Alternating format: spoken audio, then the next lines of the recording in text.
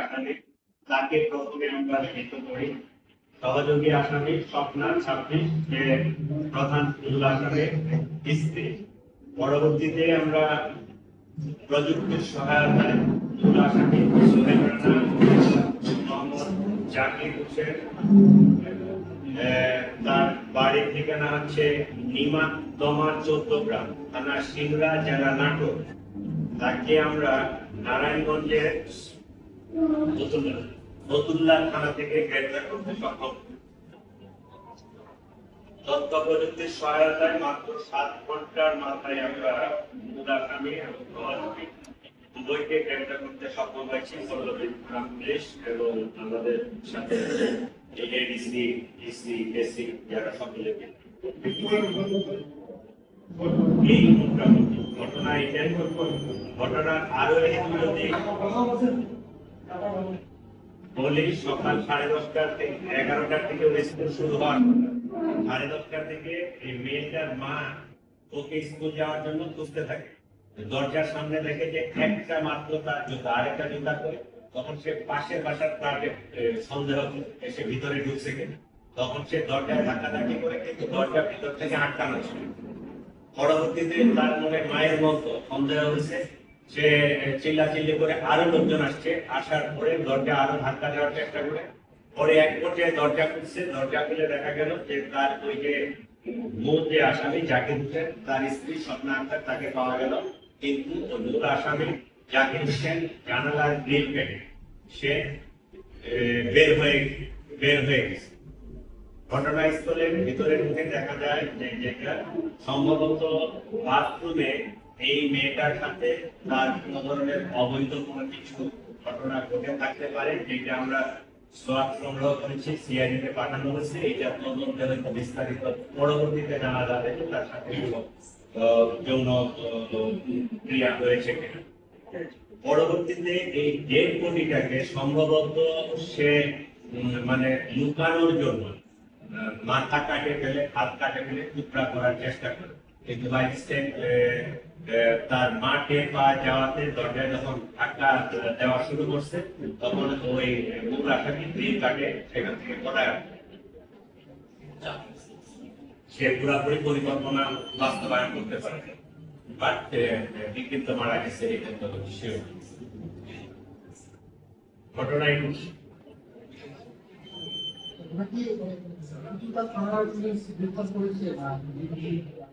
এটা আমরা ট্র্যাকিং করেছি।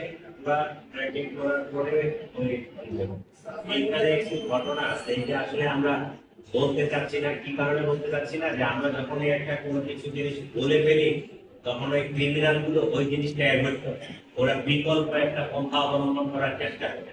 এই জন্য একটা পাবলিকলি বলা উচিত, কারণ আমাদের টেকনিক গুলো তারা যদি জেনে যায়, তখন সে এইটাকে অ্যাভয়েড করার চেষ্টা করে। পরবর্তীতে এমনও দু একটা ঘটনা ঘটছে, ক্রিমিনাল যে মোবাইল নিয়ে আসে, বলতে মোবাইল দেয়, আমরা ওই টেকনিকটা না বলি।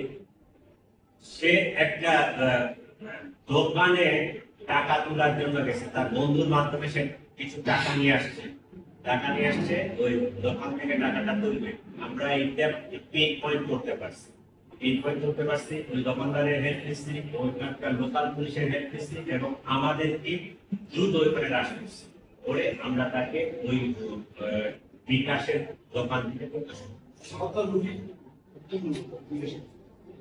প্রাথমিক ভাবে যেটা আমরা ধারণা করতেছি, এটা এখনো তদন্তের বিষয়। ছেলেটার বিরুদ্ধে যে আমরা সিজিএমএস চেক করলাম, তার দিকে নাটোরের একটা মামলা আছে সন্ত্রাস বিরোধী আইনে, এবং তার ওয়াইফের বক্তব্য থেকে যেটা আমরা পাইছি, সে সম্ভবত পারভার্টেড একটা বিকৃত যৌন রুচি সম্পন্ন একটা লোক। তো তার ওয়াইফকেও সে বিভিন্ন ভাবে টর্চার করছে বা ইয়া করছে, যেটা তার ওয়াইফ। আমাদের কাছে প্রাথমিক ধারণা, এটা হয়তো ওই তদন্তে কেমিক্যালের রিপোর্টের পরে এটা আমরা কনফার্ম হতে পারবো যে এই মেয়েটা হাতে তার যৌনকর্ম হয়েছে কি হয়নি। আমরা ধারণা করতেছি, এটা আমাদের ধারণা যে তার সাথে কোনো যৌনকর্ম হয়েছে। এইটা যখন হয়তো ব্লিডিং বা অন্য কিছু হয়েছে বা এটা টের পায়ে যাবে, তখন সে এই ডেড বডিটাকে তাকে মেরে ফেলে ডেড বডিটা দূর করার জন্য সে পরিকল্পনা করছে। এইটাই প্রাথমিকভাবে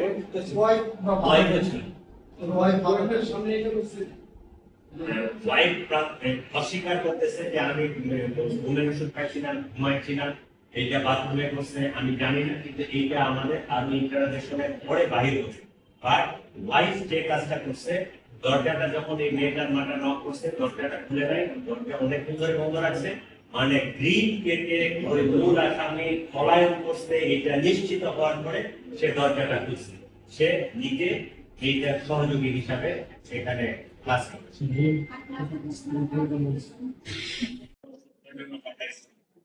এবং আসামি দুজনেই গ্রেফতার। ওই ফ্ল্যাটে ওই মুহূর্তে দুজনে ছিল, আর কোনো লোক উপস্থিত ছিল না।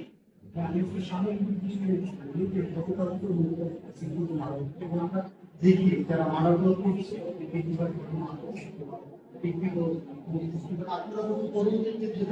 আমরা আগে যারা সিভিল বলি এগুলাতে আসলে যারা সোসিওলজি নিয়ে লেখাপড়া করে বা সমাজ তন্ত্রবিদ যারা ডেমোগ্রাফি নিয়ে স্টাডি করে তারা বলতে পারবে। আমরা তো পুলিশের আমরা যে জিনিসটা মনে করি, আমরা মনে করি যে আসলে তো আমাদের একটা ছোট্ট দেশ, তার মধ্যে ঢাকা শহর অল্প একটি জায়গা, অনেক মানুষ বসবাস করে। এখানে মাদকাসক্ত বা মানুষের সুন্দরভাবে গড়ে ওঠার যে পরিবেশ এবং সুন্দর মানুষ হিসাবে গড়ে ওঠা, এইটা হয়ে উঠতেছে না অনেক ক্ষেত্রে। অনেক ক্ষেত্রে এই না হয়ে ওঠার কারণে এই মানুষগুলো মাদকাসক্ত সহ বিভিন্ন বিকৃত কার্যক্রমের সাথে জড়ায় পড়ছে। এটাই মনে হয় একটা কারণ। তিনি কিন্তু ওই দেশের নিচে আদর্শ বন্ধু, এবং আপনি কোনো বলেছিলেন যে পুলিশ যেতে পুলিশ যেতে বলেছিলেন যে যত তাড়াতাড়ি সম্ভব হয় আমরা মাদক মুক্ত করার চেষ্টা করবো। আমরা চাইলে কিন্তু একটা মাদকের তালিকা ঝুলে দিতে পারি প্রত্যেকটা জায়গা। আপনাদের কোনো ওরকম দিচ্ছেন না। দিন শেষে দেখছি কি যে পুলিশ সাংবাদিক সবাই একটা জড়িত হচ্ছে। কতক্ষণ আপনি পাবেন 48টা ক্যাম্প, সরি 39টা ক্যাম্প, এখানে আপনি কতটুকু নিরাপত্তা দিচ্ছেন? 2 দিন পর পরামর্শ এবং 15 দিন এরকম ঘটনা ঘটছে।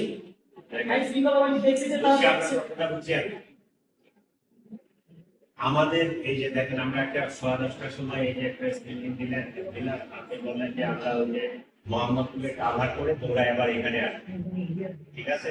কি কারণে এটা? কারণ আপনার কোম্পানিরও জনবলের অভাব আছে, আমার পুলিশেরও এই সমস্যাটা আছে।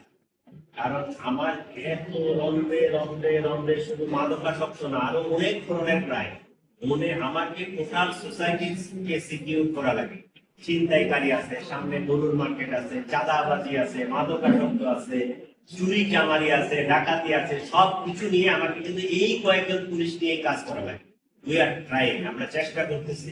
তবে সকলের হেল্প লাগবে, সকলের সহযোগিতা লাগবে, তাহলে একটা সুন্দর সমাজ ব্যবস্থা করে রাখতে। এককভাবে পুলিশ এটা পারবে না। এইটা আপনার পুলিশ, শিক্ষক, মসজিদের ইমাম, আপনার পরিবারের যারা গার্জিয়ান, অভিভাবক, মুরব্বী, স্কুল কলেজের টিচার থেকে সকলের সম্মিলিত প্রচেষ্টা থাকতে হবে, তাহলে একটা সুন্দর সমাজ ব্যবস্থা করে তোলা। ধন্যবাদ সবাই। মানে 2টা